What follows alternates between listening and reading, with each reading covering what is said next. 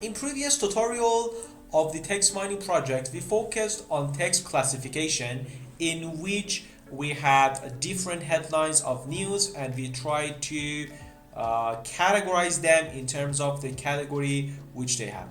In order to do that, we actually implement some steps of pre-processing, and then we use random forest algorithm as the prediction method for our project. In this part, we want to show you that you can easily change and use different traditional methods. By traditional, I mean non-deep learning models, for example, such as SVM, such as a random forest, or some binary classification and multi-label classification algorithm based on regression that you can use. And we want to see that after cleaning and pre-processing our data, we can easily apply different methods of machine learning which we need. Therefore, our focus in this part of text mining project is not on text pre-processing, since we cover this concept in previous tutorial about text classification with random forest, and just we want to focus on SVM and see how we can apply SVM on text classification methods. So if you remember, we import different libraries and we import our data. Then as the data pre-processing step, we tokenize our data, we lowercase, we talked about how we can handle the subwords and punctuation. We remove some numerical data from our data, and of course we had the lemmatization for our data. And finally, as you can see here, we had actually the random forest for our data, and we apply that, we get the accuracy of 75. Now we want to focus on how we can have SVM in the text classification. So we do not repeat the other parts of the code, just we want to explain the SVM algorithm in the realm of text mining. So for SVM, first of all, let me define the SVM classifier. You can import the SVM from the actually library which we had for our project. As you can see here, from the scikit-learn SVM, you can import the SVC, and we import the SVC. And then in the next step, the important part, it's about the parameter of SVM which you want to have in your project. So I define the grid param for SVM, and I define a dictionary for that. SVM has different parameters that you may be familiar with them. One of them, it's about the kernel which we have. You can have different choices for kernel. For example, the linear, it can be the RBF, and of course it can be, for example, the sigmoid. Another parameter of the SVM would be about the parameter C.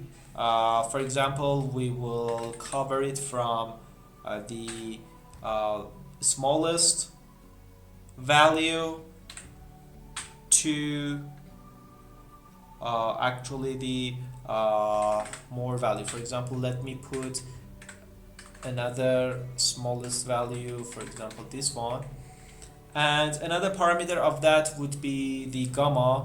These are the parameters which help us in order to overcome the overfitting and underfitting challenge. I put for example different values. For example, this would be 10, and of course 100, and another smallest one. Just I want to show you that after defining different steps of text pre-processing, it's easy to apply different machine learning algorithms. So our focus is not on actually the methods which we have. And again, For the gamma parameters, the same list which we had for C. I put that, and that's it. After defining different parameters, it's time to use grid search in order to choose the best parameters for the SVM in our project. Therefore, let me define CLF, and I call grid search, and as the argument, the first one would be estimator. I put estimator, the classifier which we had,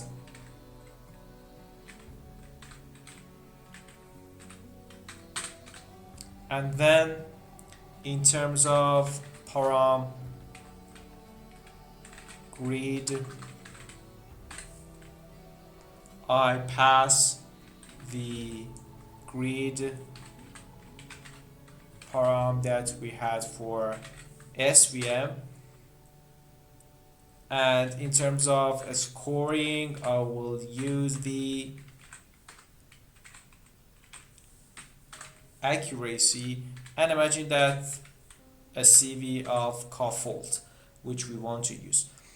So by defining the actually different parameters for our grid search, in the next step we can fit on our data. In order to do that, I fit CLF on my train data, which we split in the previous part, and then I can define exactly it is the same things which we had. For example, the best parameters, let me put it here, the best parameters, and here I should put the CLF best params which we want, and then I want to print the best parameters, and of course I want to see the results in terms of accuracy, so I put it in the separate variable clf.best score, and finally I want to print that best result. It's better to put this part of code in another block. Let me first run this part, and after that I take a run from this part of code which I want to see the best result. I make a run, and then we will see the result together. As you can see, after running the SVM, we will have the 10 value for the C, and the actually 0.1 for the gamma, and the kernel of RBF for the SVM, and our accuracy would be 76 for our data. It's around 77 for our data, which is higher than the random forest which we had in previous tutorial. However, since we use just a sample of data, if we pass all the text data to our models, we would have the higher accuracy in terms of the text classification performance for our project. So up to now, we cover some basic machine learning models such as SVM and random forest for text classification. In upcoming videos, we will talk about deep learning models which revolutionize the realm of text mining, and we will see their accuracy in comparison with the traditional models.